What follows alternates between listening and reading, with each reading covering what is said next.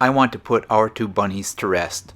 Since the coyote killed Smudge 2 weeks ago, with Ladybug dying this past Thursday, I feel I've been obsessing on their loss too much, both in person and online.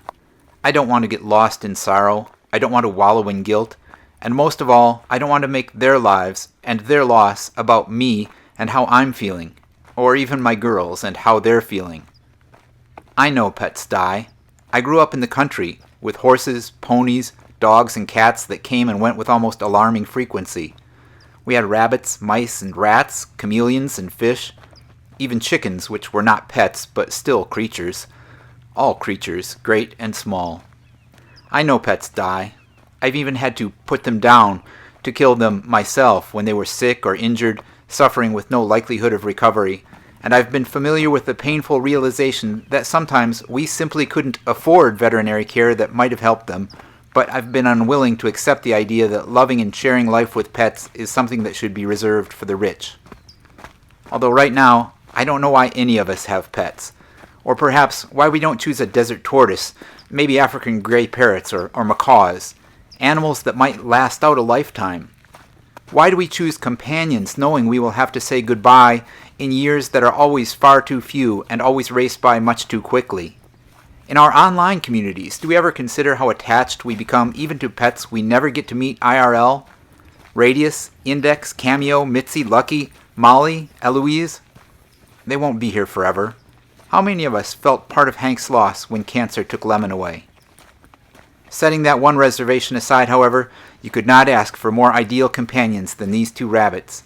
Imagine the loyalty and playfulness of a dog with an independence that makes cats look downright clingy.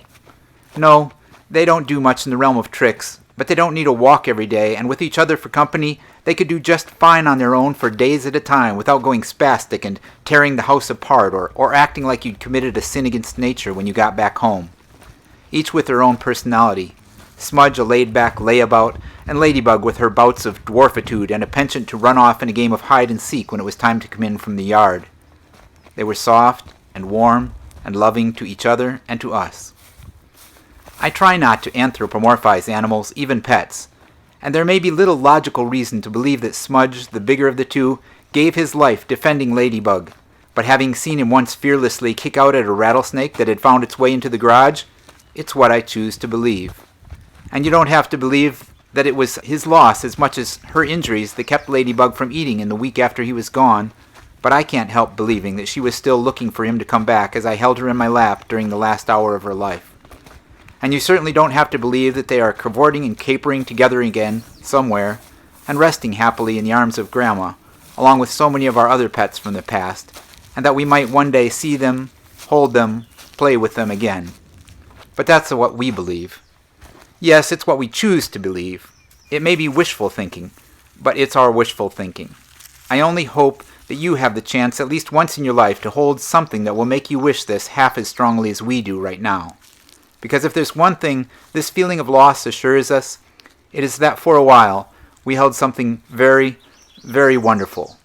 Rest in peace, Ladybug and Smudge, two very, very good rabbits that blessed our lives.